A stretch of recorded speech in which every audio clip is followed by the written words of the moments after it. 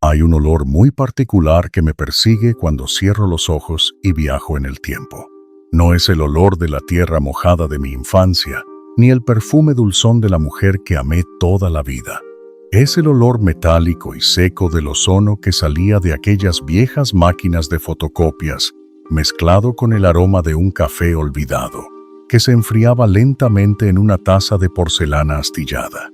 Recuerdo la luz. Aquella luz fluorescente, blanca, clínica, implacable. Una luz que no iluminaba, sino que parecía succionar el color de nuestra piel, dejándonos a todos con un tono grisáceo, casi fantasmal.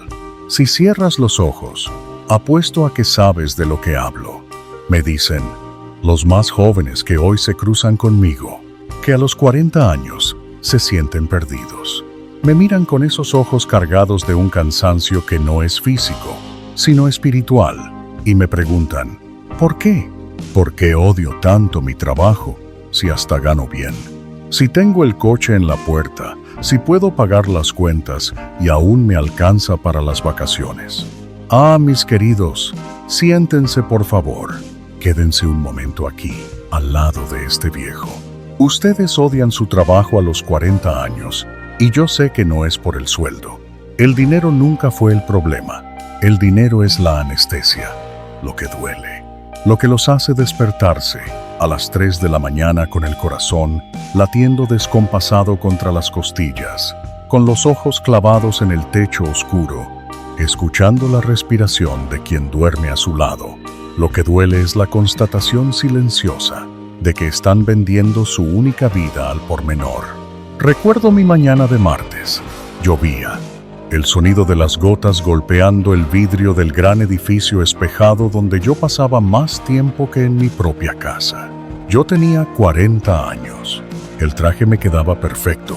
La corbata de seda me apretaba el cuello como un collar de prestigio. Miré el reflejo de la lluvia en el vidrio y vi a un extraño mirándome de vuelta. Fue ese día, con el sonido suave y monótono de los teclados golpeando a mi alrededor como langostas en un campo de trigo, que entendí, yo no odiaba la empresa. Yo no odiaba a mi jefe. Odiaba la versión de mí mismo en la que me había convertido para estar allí. La tragedia no ocurre de un día para otro. Es una erosión lenta, como el agua que golpea la piedra gota a gota, hasta cavar un hueco invisible en el centro. A los 20 años, entramos por la puerta del mundo corporativo o de cualquier profesión con el hambre de los leones. ¿Se acuerdan? La energía pulsaba en nuestras venas. Queríamos conquistar el mundo. Queríamos demostrar nuestro valor. Aceptábamos las horas extra, los proyectos imposibles, las noches mal dormidas a base de cafeína y ambición. Cada elogio del superior era un trofeo. Cada pequeño bono era la promesa de que íbamos por el camino correcto. A los 30, la narrativa cambia. Ya no somos los chicos. Ahora tenemos responsabilidades. La casa, la hipoteca, el matrimonio, quizá el primer hijo. El peso cambia de hombros. Ya no corremos por la gloria, corremos por la seguridad. El trabajo deja de ser una aventura y pasa a ser una fortaleza que construimos para proteger a los nuestros. Tragamos sapos. Decimos sí cuando nuestro estómago grita no. Justificamos nuestra ausencia en las cenas familiares diciendo, es para darles una vida mejor. Pero entonces llegan los 40. Oh, la crisis de los 40. El mundo adora banalizar eso, ¿verdad? Dicen que es la edad de comprar un coche deportivo o de cambiar el guardarropa. ¡Qué tontería! ¡Qué profunda incomprensión del alma humana! A los 40, lo que sucede es que la neblina se disipa. La montaña que hemos estado escalando durante 20 años revela su cima. Y cuando llegamos, jadeando, con las rodillas raspadas, miramos alrededor y nos damos cuenta. La vista no es tan bonita y, peor aún, estamos solos. El odio que sienten a los 40 nace de la pérdida de las ilusiones. Se dan cuenta de que la zanahoria colgada frente al burro nunca fue hecha para alcanzarse. fue hecha solo para mantenerlos caminando. El salario alto que reciben a fin de mes cae en la cuenta bancaria con un sonido hueco, porque a los 20 el dinero compra futuro, a los 30 compra comodidad, pero a los 40 empezamos a entender que el dinero no puede comprar el tiempo que ya se fue. Recuerdo los domingos por la noche, esa sensación visceral en el estómago cuando el sol empezaba a ponerse. La luz dorada del atardecer entraba por la ventana de mi sala, donde mis hijos jugaban en la alfombra. Debería ser el momento más feliz de la semana, pero no. Un nudo se formaba en mi garganta. El lunes ya estaba invadiendo mi domingo. La ansiedad de la bandeja de entrada del correo, de las reuniones vacías de propósito, de las métricas que no significaban nada en el mundo real, pero que dictaban mi valor como ser humano entre esas 4 paredes. Odiaba el trabajo porque exigía mi pasión, cuando yo solo quería darle mi tiempo. Exigían que me pusiera la camiseta, que sangrara por la cultura de la empresa. Y yo, a los 40, ya sabía que si caía muerto allí mismo, el martes mi puesto estaría anunciado en los periódicos, y el viernes alguien más joven, más barato y con más ilusiones, estaría sentado en mi silla. Inútiles. Sí, inútiles. Porque la belleza de la vida está en las cosas que no sirven para nada. Mirar el mar, escuchar música, tomar la mano de alguien en silencio. A los 40, te das cuenta de que tienes un currículum impecable y un alma analfabeta. Mi hijo menor, Pedro. Recuerdo una noche en la que me pidió que lo ayudara a construir un barco de madera. Una de esas maquetas difíciles, llenas de piezas diminutas.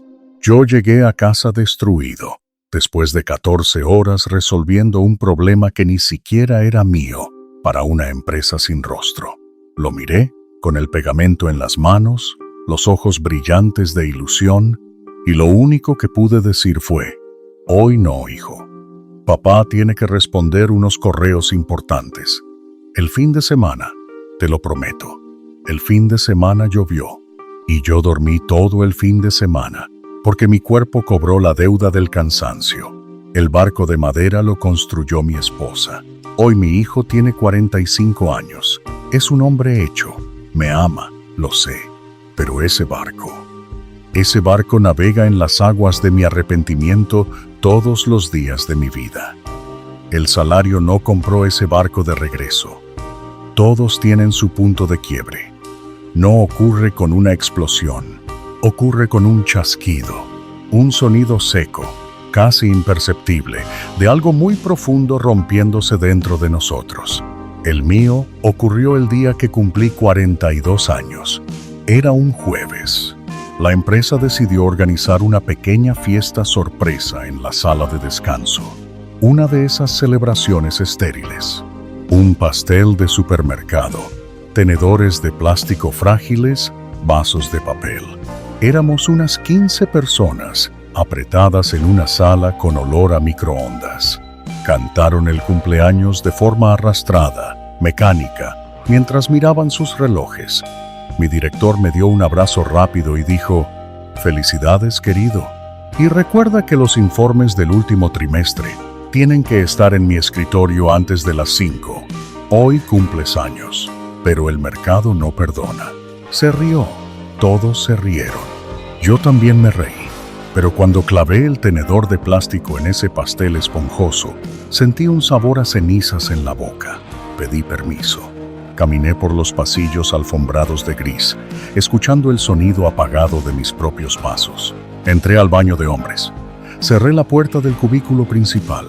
El silencio ahí dentro era ensordecedor. El zumbido de la lámpara en el techo parecía gritar en mis oídos. Fui al lavabo. Abrí el grifo de agua fría y la dejé correr. Llené mis manos y me lancé el agua al rostro. El agua fría se mezcló con las lágrimas calientes que, sin darme cuenta, habían empezado a brotar de mis ojos. Lágrimas gruesas, pesadas, feas. Un llanto convulsivo que me dobló, haciéndome apoyar las manos en el borde del lavabo de mármol. Miré el espejo. El agua corría por mi traje caro. Mi corbata estaba torcida. Mis ojos, antes llenos de luz y sueños, estaban hundidos, rodeados de sombras oscuras. Mi cabello empezaba a ralear, pintado con hilos de plata que no había pedido. ¿Quién eres?, le pregunté al espejo, en un susurro ahogado. ¿Dónde te perdiste? Mi teléfono empezó a vibrar en el bolsillo. La pantalla se iluminó. Era mi hija mayor. Era la hora de su presentación de piano en la escuela. Yo había prometido que iría. Lo había jurado por todo lo sagrado. Pero del otro lado de la puerta estaban los informes del trimestre. Estaba mi puesto. Estaba el bono que pagaría las vacaciones en la nieve. El teléfono siguió vibrando contra mi pierna, como un corazón latiendo, suplicando mi atención. Y yo me quedé ahí, agarrado al lavabo, incapaz de moverme, incapaz de contestar, incapaz de salir. Fue en ese momento, en ese instante diminuto entre el final de una llamada no atendida y el eco de mi propio llanto, que entendí el verdadero odio. No odiaba el trabajo por ser difícil, lo odiaba porque me había domesticado, me habían comprado. Yo era una prostituta de lujo de mi propio tiempo, vendiendo los momentos irrecuperables de mi vida a cambio de números en una cuenta bancaria que nunca parecían suficientes. Estaba llorando mi propia muerte, estando aún vivo. Vi ahí, en ese espejo, que había pasado la mitad de mi vida preparándome para vivir y se me había olvidado hacerlo. Había construido una jaula de oro tan perfecta, tan pulida, que ya ni podía encontrar la puerta de salida. Y aunque la encontrara, mis alas estaban demasiado atrofiadas para volar. ¿Saben lo que hice? Me lavé la cara. Enderecé la corbata, salí del baño, fui a mi escritorio, terminé los informes y los entregué 10 para las 5. Me felicitaron, me dieron una palmada en la espalda. Y cuando llegué a casa, mi hija ya dormía. La casa estaba oscura y yo morí un poco más por dentro.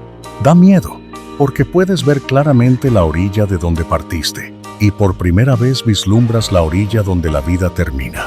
El odio que sientes es solo la urgencia del tiempo. Es el reloj diciendo, despierta, aún estás a tiempo. Daría todo el dinero que gané, todos los cargos que ocupé y cada maldito informe que escribí, solo por volver a aquella noche lluviosa de domingo, para sentarme en la alfombra, lleno de energía, y construir ese barco de madera con mi hijo. No seas como fui yo. Levántate de esa silla. Respira.